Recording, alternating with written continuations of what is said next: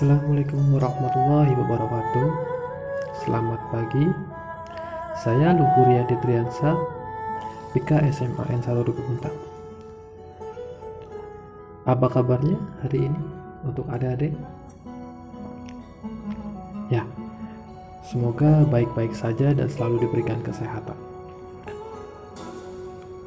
Kali ini Pak Guru ingin memberikan layanan tentang stop bully atau berhenti menindas.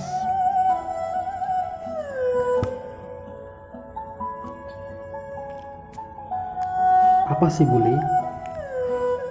Bully merupakan suatu tindakan penindasan, perundungan, perisakan, pengintimidasian, dan perpeloncoan. Nah, di mana tindakan bully adalah suatu penggunaan kekerasan, ancaman atau paksaan untuk menyalahgunakan atau mengintimidasi orang lain, di mana perilaku ini dapat menjadi suatu kebiasaan dan melibatkan ketidakseimbangan kekuasaan sosial atau fisik.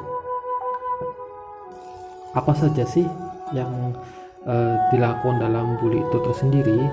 Yaitu bisa kekerasan fisik atau paksaan dan dapat diarahkan berulang kali yang sering terjadi terhadap korban bully itu atas dasar ras, agama, gender, seksualitas ataupun fisik.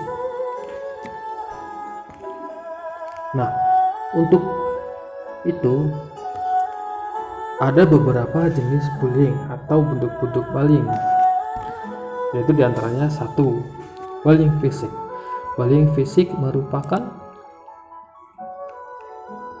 suatu bentuk penindasan yang dilakukan dengan cara melibatkan fisik seperti melukai tubuh seseorang yang dapat menyebabkan efek jangka pendek serta jangka panjang. Nah, jangka pendeknya adalah mungkin adanya luka, namun jangka panjangnya adalah bentuk traumatis.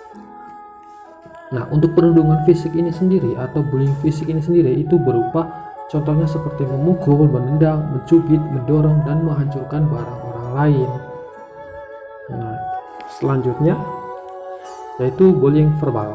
Nah, bullying verbal adalah intimidasi yang melibatkan kata-kata baik secara tertulis ataupun terucap, di mana perundungan secara verbal itu bisa bentuk seperti menggoda, memanggil nama yang tidak pantas, mengejek, menghina, ataupun mengintimidasi secara langsung. Nah, selanjutnya adalah bullying sosial. Nah, bullying sosial adalah penindasan yang mengakibatkan merusak reputasi seseorang atau hubungan seseorang, yaitu seperti kita berbohong, menyebarkan rumor negatif, mempermalukan seseorang di khalayak umum, dan mengucilkan seseorang, seperti itu. Yang keempat adalah cyberbullying, yaitu perundungan di dunia maya, dilakukan di dunia maya atau dengan menggunakan teknologi digital. Nah, perundungan di dunia maya ini meliputi kita mengunggah gambar, video yang tidak pantas, menyebar gosip secara online, menggunakan informasi orang lain di media sosial seperti di WhatsApp, Facebook, Twitter, Instagram. Selanjutnya adalah yang terakhir, bullying seksual.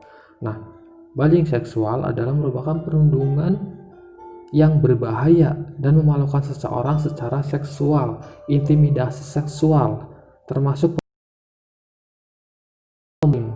gerakan vulgar menyentuh materi pornografi seperti yang kita lihat ada berita-berita tentang namanya begal tubuh seseorang. Itu suatu bentuk bullying secara seksual. Nah, apa sih penyebab tindakan bullying itu sendiri? Penyebab bullyingnya diantaranya itu pelaku biasanya mendapatkan kepuasan dari menindas orang yang merasa lebih kuat dan lebih berkuasa karena ada orang yang takut pada dirinya, seperti itu.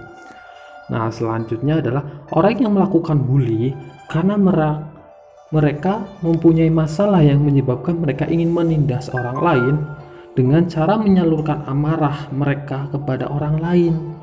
Jadi tidak bisa diungkapkan di orang yang masalah tersebut, tapi dia ingin ungkapkan kepada orang lain dengan cara marah kayak gitu.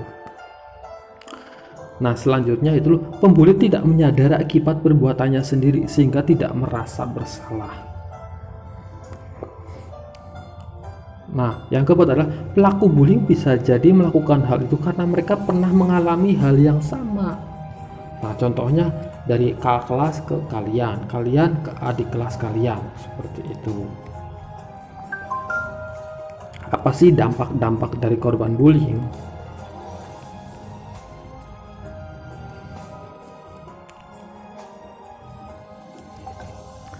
Pertama, adanya rasa tidak percaya diri. Jadi dari korban dampak bullying sendiri ini akan timbul rasa tidak percaya diri. Dia akan merasa semakin malas untuk ke sekolah, untuk belajar, karena dia dengan adanya perbulian tersebut dia merasa tidak percaya diri, yang akibatnya dia akan berlanjut menjadi menurunnya tingkat optimisme. Semakin dia tidak percaya diri, akan akhirnya tingkat kepercayaannya itu akan terus turun dan menjadi cenderung pendiam. Nah, dampak yang ketiganya yaitu menurunnya kecerdasan, dimana kalau anak yang tidak percaya diri, anak yang menjadi pendiam saja seperti itu karena dia selalu merasa dibully, akanlah turun kecerdasannya, kepintarannya akan semakin turun karena dia akan semakin malas seperti itu. Nah, yang dampak keempat itu yang paling fatal, yaitu menjadi dia depresi karena dia merasa dijauhi oleh teman-temannya, dia merasa tertekan seperti itu.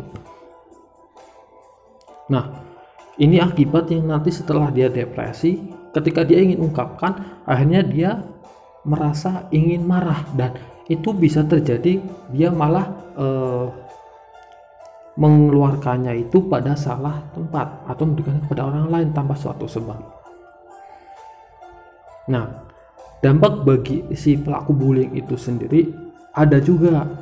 Nah, diantaranya itu pro terhadap perilaku kekerasan atau selalu ingin melakukan perilaku kekerasan. Nah, selanjutnya selalu memiliki merasa punya kekuasaan karena dia menganggap bahwa dirinya itu punya kekuatan, sehingga dengan kekuatannya itu dia akan menguasai orang-orang yang ada di bawahnya.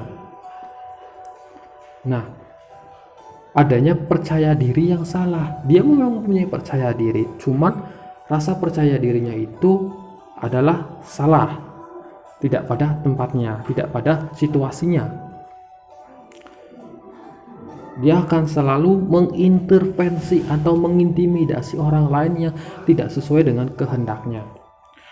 Nah, yang kelima yaitu adanya rasa kurang berempati terhadap orang lain yang merasa dibully, seperti malah dia akan selalu mendukung. Nah, yang keenam, dia akan selalu bersifat agresif, seperti itu, cekatan. Nah, yang ketujuh adalah dia suka mudah marah, seperti itu. Nah, untuk bagi orang-orang yang menyaksikan suatu tindakan bullying sendiri, ada beberapa hal yang terjadi, yaitu diantaranya beranggapan bahwa perilaku tersebut bisa bangkit lagi, bisa maju lagi, diterima.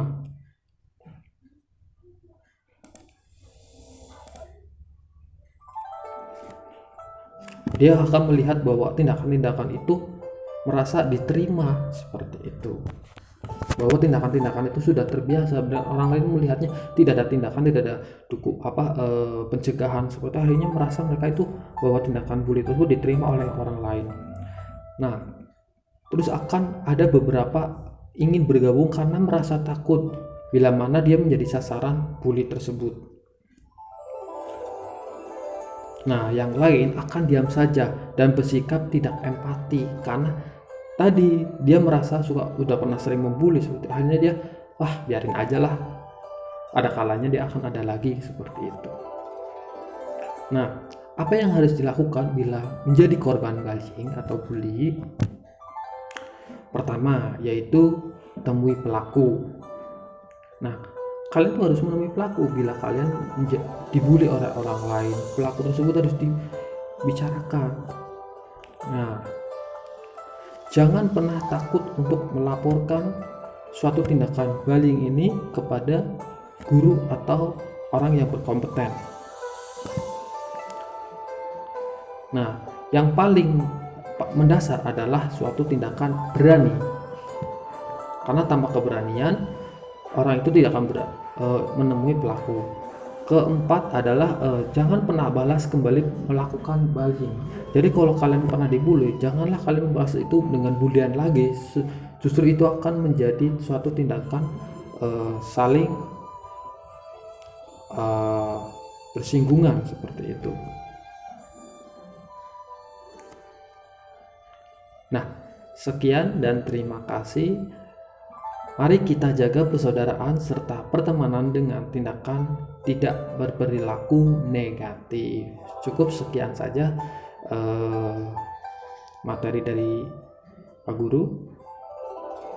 Semoga bermanfaat.